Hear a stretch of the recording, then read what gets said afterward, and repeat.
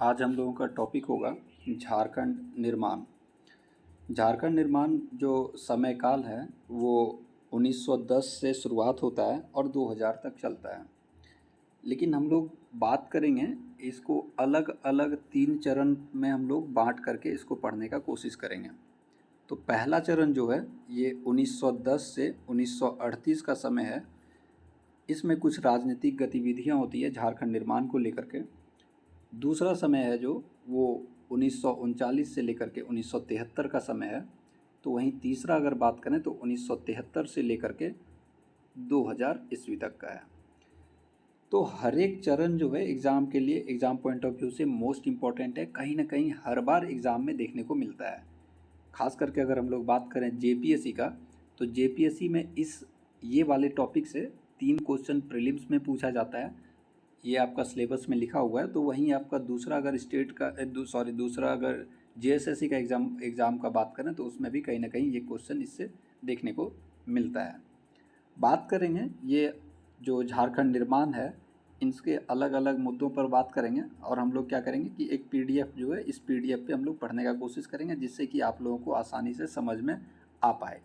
कुछ बर्डन लेकर के हम लोग को नहीं पढ़ना है, आसान भाषा में हम लोग कोशिश करेंगे हर एक पक्ष को बात करने का।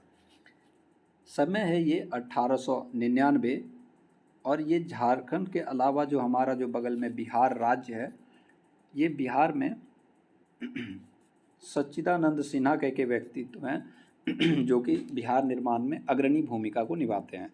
शुरुआत होता है ये 1899 से और अंततः जो है 1912 में हम लोगों को पता है कि बिहार का निर्माण हो जाता है। तो कहीं ना कहीं झारखंड के लोग भी इससे प्रेरित होते हैं। तो साथ ही साथ हम लोगों को पता है कि 1905 में 16 अक्टूबर का वो समय रहता है 16 अक्टूबर का वो समय रहता है जबकि अब बंगाल का विभाजन किया जाता है और लॉर्ड कर्जन ये घोषणा करते हैं कि 16 अक्टूबर 1905 से बंगाल का विभाजन होगा। और ये बंगाल विभाजन जो कहीं ना कहीं पूरे भारत में क्या होता है, राजनीतिक उथल पुथल का माहौल बनाता है। और इन सभी चीज़ों से प्रेरित होकर के ही क्या हुआ कि यहाँ पर झारखंड में भी कुछ गतिविधियाँ चलती हैं। और इन सभी चीज़ों को देखते हुए आपका क्या हुआ कि 1910 ईस्वी का समय है। देखिए पीडीएफ में सारा चीज़ मिलेगा, ये सभी चीज़ों पर हम लोग एक एक करके डिस्कस करेंगे। इन सभी चीज़ों से प्रेरित होकर के एक तो बिहार निर्माण वाला मुद्दा हो गया, दूसरा हो गया बंगाल विभाजन से जो राजनीतिक उथल पुथल है। इन सभी चीज़ों को देखते हुए झारखंड निर्माण को लेकर भी गतिविधियाँ झारखंड में चलती हैं। इसके कारण से क्या हुआ कि ढाका जो बांग्लादेश में, वहाँ पर एक विद्यार्थी परिषद होता है, एक बैठक होता है जो ये कब होता है तो 1910 में होता है। ये डायरेक्ट क्वेश्चन ये तो पूछा ही जाता है कि ढाका विद्यार्थी परिषद कब होता है गठन, तो ये 1910 में होता है। झारखंड से एक व्यक्ति तो वहाँ पे जाते हैं जिनका नाम है जे वार्थेलोमन। जे वार्थेलोमन वहाँ पे जाते हैं, वहाँ के जो भी बातें होती है उन बैठक पे जो भी बात चर्चा होता है, जो भी राजनीतिक मामला पर बैठक में बात होता है, उसके बाद वो जब झारखंड आते हैं तो 1912 ईस्वी में क्या हुआ, क्रिश्चियन स्टूडेंट ऑर्गेनाइजेशन नाम का एक संस्था का ये गठन करते हैं। इसके अलावा ये जो है एक शिक्षाविद थे, एक प्रोफेसर थे, एक शिक्षण संस्थान से ये जुड़े हुए थे। लेकिन इनका जो है इन सभी चीज़ों को लेकर के इनका विरोध किया जाता है कि एक शिक्षाविद जो है राजनीतिक गतिविधियों से कैसे जुड़ सकता है। इस कारण से ये अंततः 1915 ईस्वी में क्रिश्चियन स्टूडेंट ऑर्गेनाइजेशन को जो है ये हटा देते हैं और मतलब डिस्ट्रॉय कर देते हैं और खुद इनसे वो हट जाते हैं। अब देखिए क्या हुआ, इसी में कुछ सदस्य थे क्रिश्चियन स्टूडेंट ऑर्गेनाइजेशन में, जिनमें से कुछ लोगों का नाम देखिए क्या है कि बंदे राम उरांव, ठेवले उरांव और पाल दयाल। ये लोग सभी लोग मिल करके 1915 में ये राजनीतिक मामला को जो भी गतिविधि है इन सभी चीज़ों को बढ़ाने के लिए 1915 में छोटा नागपुर उन्नति समाज नाम का एक संस्था का गठन करते हैं। अब देखिए ये जो संस्था बन गया तो इस पे हम लोग को सबसे महत्वपूर्ण क्वेश्चन एक यहाँ निकल करके आता है कि इसके जो है ना जॉन कैनेडी के दिशा निर्देश में ये संस्था का गठन किया गया था। अब ये छोटा नागपुर उन्नति समाज जो है इसके अध्यक्ष बनाए जाते हैं जुएल लकड़ा को, जो कि डायरेक्ट क्वेश्चन एग्जाम में पूछा जाता है कि जुएल लकड़ा को या फिर आपका जो है उन्नति समाज का कौन थे अध्यक्ष, तो जुएल लकड़ा थे। अब देखिए ये जुएल लकड़ा साहब अध्यक्ष बन गए। जो भी झारखंड निर्माण का मामला है खूब बढ़िया तरीके से झारखंड में चल रहा है, लेकिन इसी में इस CUS में छोटा नागपुर उन्नति समाज में आगे चल करके कुछ मतभेद हो जाता है। क्या मतभेद हुआ? लोग थे वहाँ पर, जो कुछ लोग शामिल थे उसमें, जैसे कि ठेबले उरांव थे, पाल दयाल थे, ये लोग, और आपका जो है इग्नेश सॉरी ये जुएल लकड़ा है, इग्नेश बेग, ये लोग सब कोई उसमें शामिल हैं पहले से। लेकिन क्या होता है कि मतभेद होने के कारण से सन 1930 में वो लोगों में क्या हुआ, कुछ मतभेद के कारण से एक अलग पार्टी का गठन कर दिया जाता है जिसका नाम है किसान सभा। अब ये किसान सभा का जो गठन होता है, इसके अध्यक्ष बनाए जाते हैं कौन? ठेबले उरांव।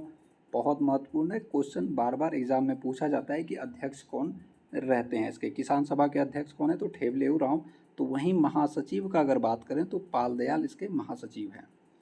अब देखिए क्या होता है कि आप लोग अगर मॉडर्न हिस्ट्री से कनेक्ट हैं, पहले से पढ़ रहे हैं, तो आपको पता होना चाहिए कि 1919 में एक एक्ट लाया गया था और कुछ जो है संवैधानिक परिवर्तन किया गया था भारत में।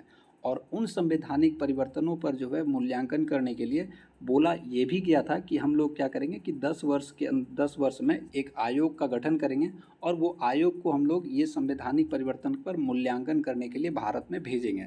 समझिएगा बातों को।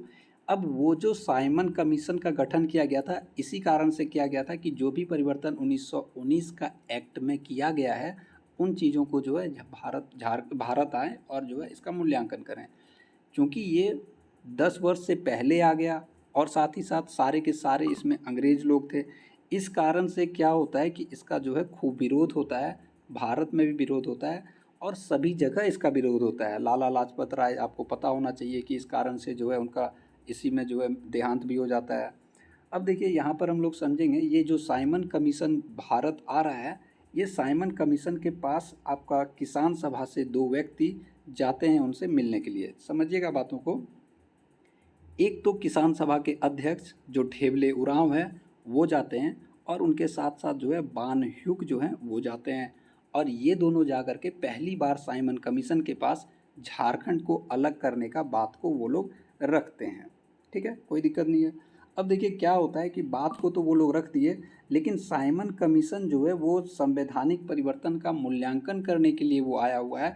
ये चीज़ देखने को नहीं आ रहा है कि राज्य निर्माण वगैरह को लेकर के यहाँ पर वो नहीं देखना है उसको, इस कारण से सीधा सीधी वो मना कर दिया इन सभी चीज़ों पर। अब देखिए क्या होता है कि 1933 का वो समय आता है, 1933, जबकि झारखंड में कुछ और भी परिवर्तन हुआ।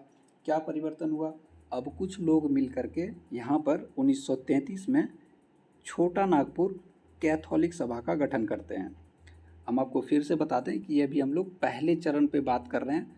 ये वीडियो जो है हम लोगों का 2 या 3 या 4 वीडियो आएगा, इस पर छोटा छोटा भाग करके 15 या 16 मिनट का रहेगा वीडियो। हम लोग आसानी से पूरा का पूरा कवर करेंगे और आसान भाषा में करेंगे। कोशिश करेंगे कि हम लोग जो है आसान भाषा में ही करें कि जिससे हम लोग याद भी रख पाएँ। तो 1933 में छोटा नागपुर कैथोलिक सभा का गठन होता है। यहाँ पर याद रखने वाली बात यह है कि इसमें जो है अध्यक्ष कौन है, तो बेनिफेस लकड़ा इसमें अध्यक्ष हैं। यहाँ आपसे ये भी पूछा जाएगा अध्यक्ष के अलावा इसमें सचिव कौन बनते हैं, तो सचिव इसमें कौन है? इग्नेश बेक। याद रखना है, महत्वपूर्ण क्वेश्चन है, बार बार एग्जाम में पूछा भी जाता है। इग्नेश बेक इसमें महासचिव बनाए जाते हैं। अब देखिए क्या है कि यहाँ पर झारखंड में छोटी छोटी पार्टियाँ तो बहुत सारी बन चुकी हैं और उन लोगों का विचारधारा भी एक दूसरे से क्लैश कर रहा है। वो लोग जो है अब खुद में जो है मतभेद भी है उन लोगों में।